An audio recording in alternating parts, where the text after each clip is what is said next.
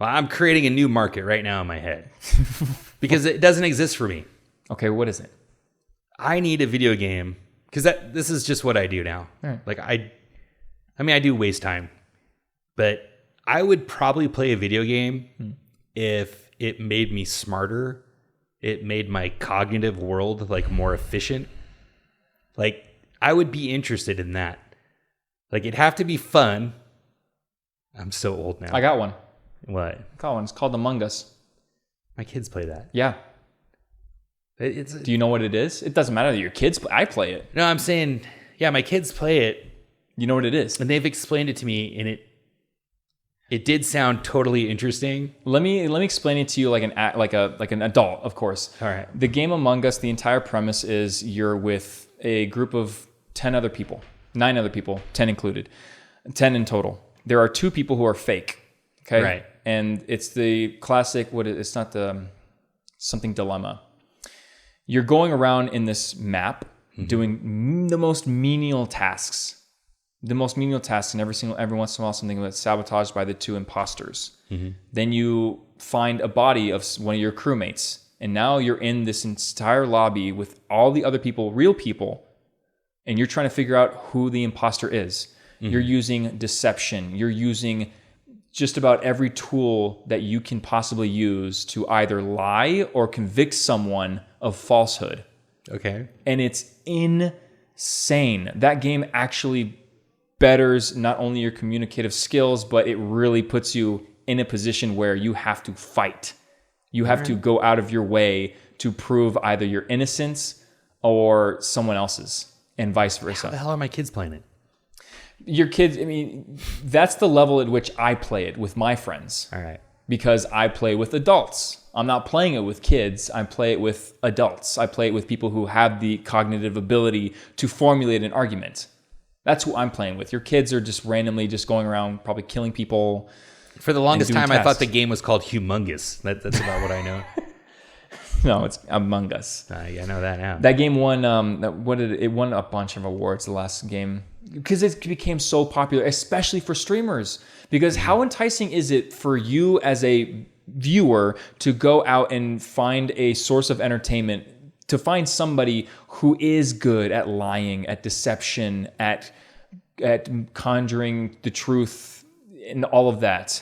That's appealing. You want to find that person who's really good at that. And that made so many people's careers on Twitch. Honest to God. The dumbest game made by 3 people. And it became an absolute mass popular whatever. It was insane. Makes sense. Yeah. But that is the game. And there are a lot of games like that. There are a lot of games where you're having to use your ability to communicate effectively in order to do well. Most Call of Duty games now incorporate that. There's something called Search and Destroy, where you're 2 teams of 6s and you're having to manipulate your way around a series of obstacles and whatnot, and you have to go and detonate a bomb or defuse a bomb, and just the way you process your environment, your opponents, everything like that. Like the basic argument, the basic premise of what I'm trying to create here is that everybody plays games differently. You're saying you haven't found a game that really kind of stimulates that cognitive whatever. To me, it all seems like work now. I just it's fake. I don't have time for it. Right. Like I'm just bored. Like my brain's I'm not improving anything about myself like with most games. It's just like I've done it. Like my thumbs can do this. Like I can do it. A lot of people are totally fine with just even using video games as the proper medium to not only create but extend friendships.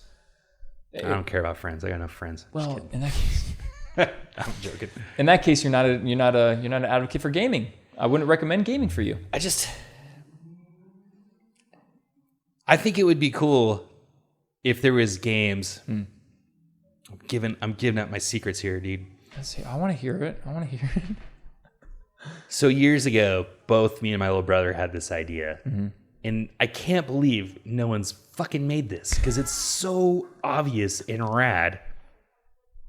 But there should be like a bunch of games like this that kind of function like SimCity, but you're buying like actual assets. There is. There is? Yeah. So you can like buy stuff that like is reflected as, you know, oh, this is part of your security. This is part of like your assets. This is like your roads.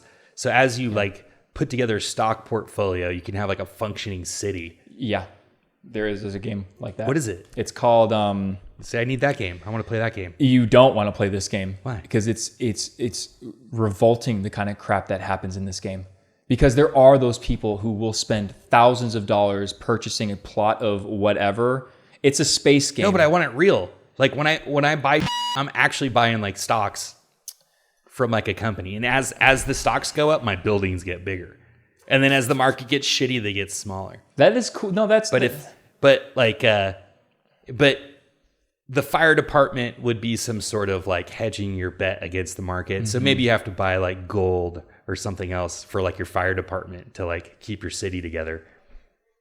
So that is cool. That's a really neat premise, but that's just translating the real world stock. That's what I want. Into a virtual platform. That's what I want. Right. I want something that's fun, interesting, and then at the end of the day, I either like lost money or made money. So there's not something like that, but there is something like that.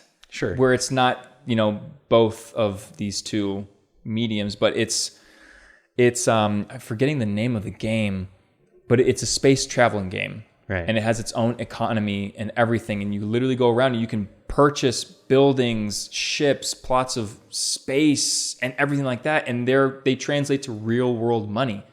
And it's insane. If you look up a list of most expensive game purchases, this game will pop up every time. So I need to remember what this game, I don't remember what this game is, but it exists. And what's unbelievable is you're talking about a completely absolute nuance yet relevant thing in gaming space now. And that is that a lot of games have their own markets. They have their own. I know. They have all of that. They have their own things that are actually translated into real world money. I mean, maybe you've heard I know. You've heard of a game called CS:GO? No, but I remember Second Life. Remember that? You're probably too young. Second Life? You mean Half-Life? No, Second Life. This came out like in 2005.